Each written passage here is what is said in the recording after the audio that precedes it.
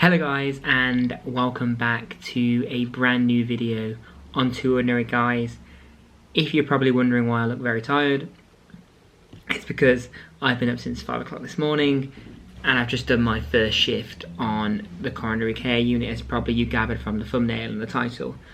But I'm going to go into more detail in that in a moment, but if you're sticking around here, make sure you click the like button, subscribe down below, drop a comment to let us know where you are currently on placement. If you're not on placement, what you're studying. If you're not studying anything, just a comment saying hello, really, that'd be quite nice. So make sure you go and follow me on social media. My Instagram is student_paramedic_Kyle. So my first day in CCU went as follows. So I had to get the 6 o'clock train from Worcester. I had to wake up about 5 o'clock in the morning. I'm just trying to sort of make you picture the day that I'm having. Sorry, it's not focused. So, got up at 5 o'clock in the morning, left the house at 20 past 5. No, got up at 4:45, that's the one. Left the house at 20 past 5, so I had some breakfast and stuff like that, got my stuff ready. The plan was to record a little bit of the video in the morning, but I was just so tired, I'm not going to lie to you, I was just really tired. Left the house, had to get 3 trains, so from Worcester to blah, 3 trains. I don't really want to say where I got the train, because you kind of know where I'm doing placement. So basically, had to get 3 trains, 1 bus, and my shift started at 7:30. I was kind of a bit apprehensive about starting on the wards because I've never really done a shift on a ward before. Secondly, I've never done one as a second year student paramedic, so I don't know what they expect. But also it's on coronary care, so you need to know probably a lot about the heart and stuff like that. And I do know a little bit, but I'm not majorly confident on the heart, so I did a little bit of pre-reading the night before and also on the train there because I had like quite a long journey, so it gave me the opportunity to do so. So basically, I arrived just as they were about to give handover. So I arrived about 25 past 7. They start handover at 7:30. And it was a specialist nurse, a staff nurse, and then the night staff that are handing over to us guys. And we had 1 patient that was in AF, 1 patient that was in VT, and he was shocked.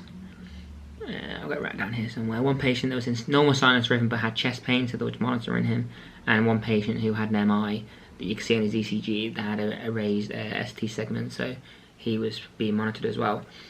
In the CCU units, they monitor the more serious, so nearby you'll have other wards as well that are kind of the step down from CCU.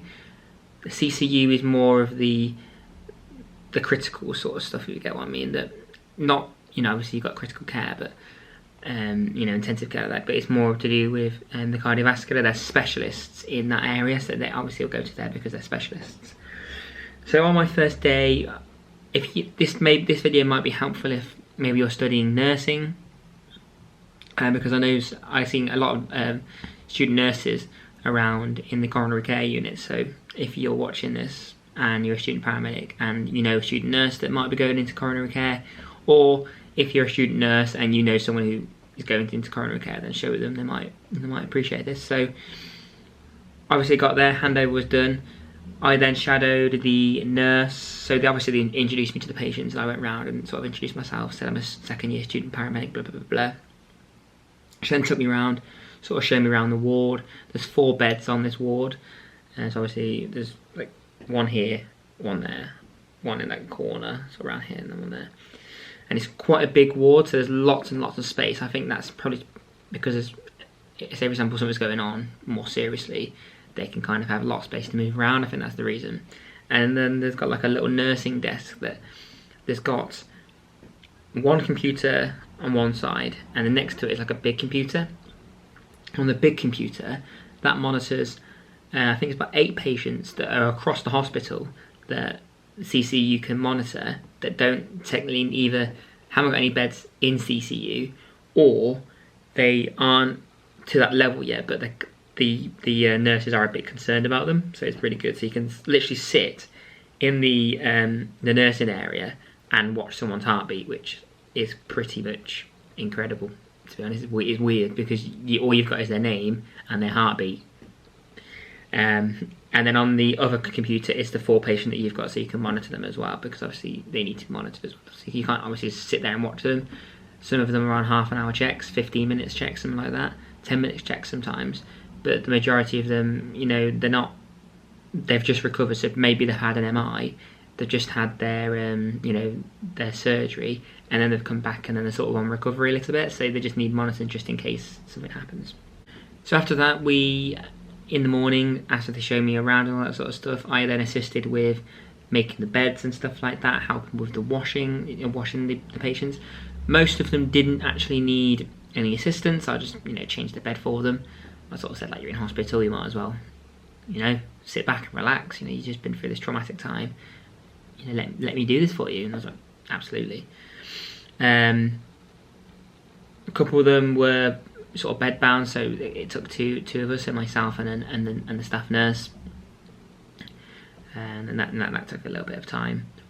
And I didn't really struggle with that because I'm used to doing that previously in my care home experiences. So maybe people that have just come straight from school might struggle with that part a little bit, you know, washing the patients, because some people, believe it or not, haven't actually had that experience, and it's completely normal not to. Some people just literally come from school, don't feel as though you're going to be quite overwhelmed. You know, they don't just throw you in the deep end. They do make you get used to it, and it's probably a good place to start as well, you know, with the experience of washing people, because if you're going into this profession, you're going to have to need to do that, and you have to build the resilience up. So that was good. It was a normal day at the office. Really doesn't bother me.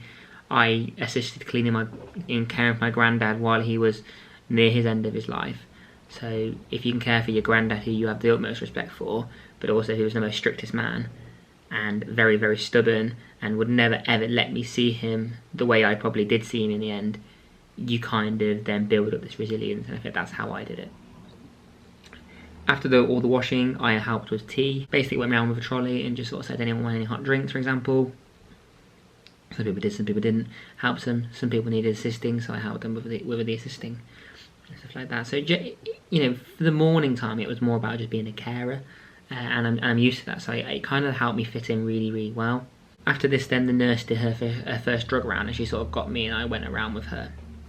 And this was really, really helpful because she went round and sort of showed me all the cardiac drugs that were in the cupboard and stuff like that after her drug round, and sort of said that these are the ones that you kind of need to look out for, you know, the ramipril, bisoprolol, amlodipine and stuff like that, the ones that you're going to be seeing on the road that actually you need to know kind of a little bit about. And I felt because she explained that to me on that drug round, it kind of stuck with me a little bit.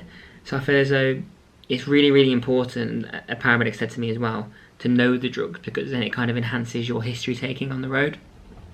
And I really, really stand by that, because if you have patients that maybe have, you know, capacity issues or stuff like that, you may have dementia and can't verbally sometimes say what's going on, you kind of then need to do the detective kind of work behind it. So if you see some medication, you know, he's on, you know, blood pressure tablets, you know, then he's on, you know, he's got high blood pressure, for example.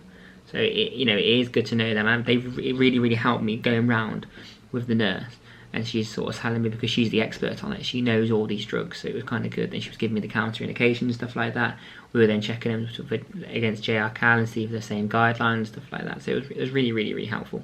After all the medication did all its justice, and she went around and did all the medication, we then had a couple of TSLs, sat with the patients. I sort of asked a little bit about what's going on with them, sort of gained a non-formal history on what's going on. Not with the nurses, I just asked questions, you know, what happened, how did you feel? Because these patients just had like an MI. So they're probably really scared and stuff like that. Sorry, someone just knocked on the door, so I had to like cut off the video.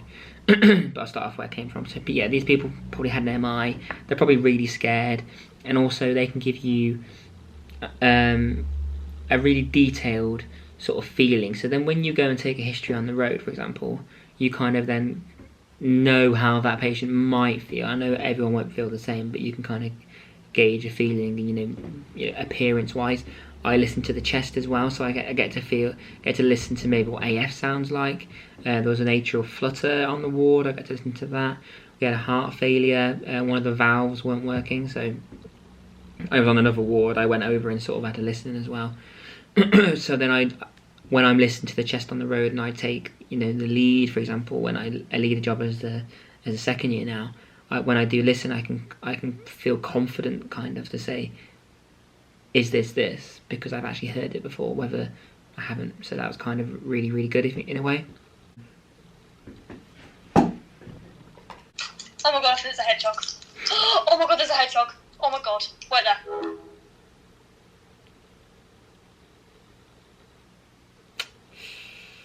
Yeah, so after I did the medication round, I then just did like a general observation round.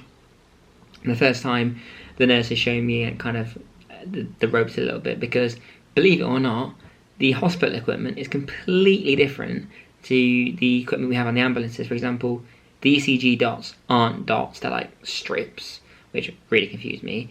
They have a big massive machine that you actually need to like digitally put the details in, clip them onto the strips and all that sort of stuff. It sounds really easy, but when you're actually faced with this big machine, strips, you then, the BM normally, obviously the ambulance isn't like a little zip, it's in like the orange things. You sort of take the thing off and press down on the pressure and it goes into the finger. This one, it was really, really confusing. It had like a machine, you had to scan like the strips of the steri strips, then scan the nurse's ID, then scan the patient's barcode. It was just like so much to do, it was really confusing. So they showed me a little bit about that. Actually, it was really, really, really interesting to see how different the equipment is pre-hospital and in like a hospital as well. It was really, really interesting.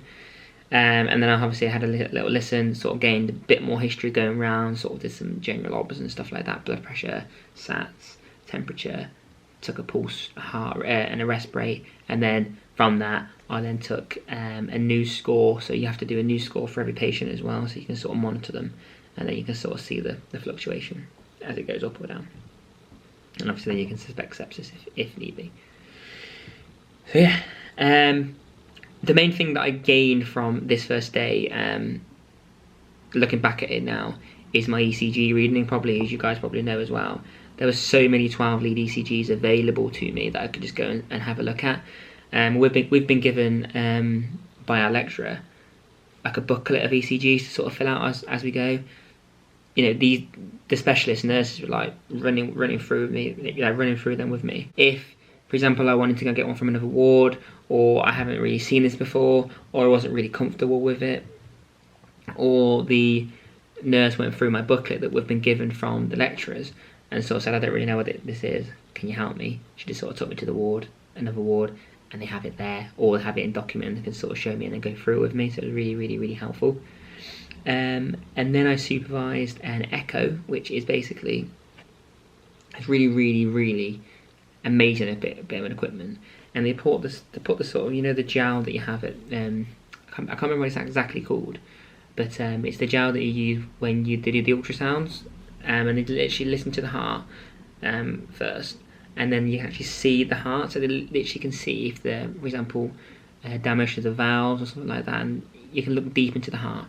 And this lady actually had damage to one of the valves. So every time it was contracting, the valves, there was backflow into the valve. So basically what they do, they can change the colour, so you can see like oxygenated and deoxygenated blood, for example, and you can see the blood going back through into the atrium, which is really, really interesting.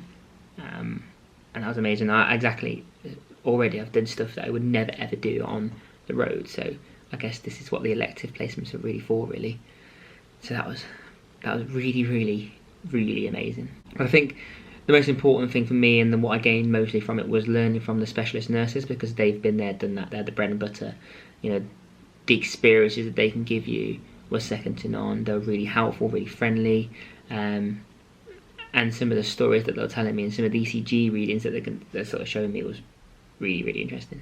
There's also so many opportunities in the hospital to do. So if, say, for example, you hear someone say, oh, I'm going to take Margaret down to theatre, you can sort of say, well, can I come? And you'll go down into theatre, which is like you would never ever do as a student paramedic. Normally I could just say, oh, can I go down to theatre? For example, I went to see that Echo today.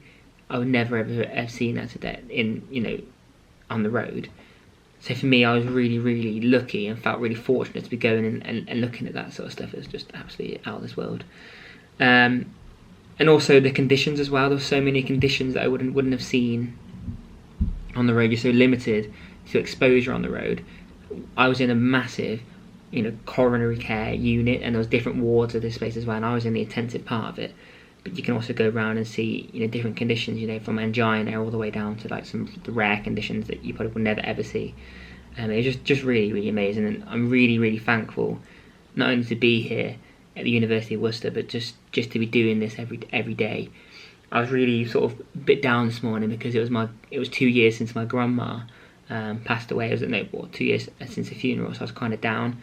But seeing what I've seen today and the changes that I felt I've done and the communication I felt I've done and the little difference I've made, I feel like I've made my grandma proud today, and it was quite nice. And I feel like I'm doing that every day, but today it was nice to do something different, and it was really, really good. So yeah, make sure you like and subscribe down below. I hope you've enjoyed this video.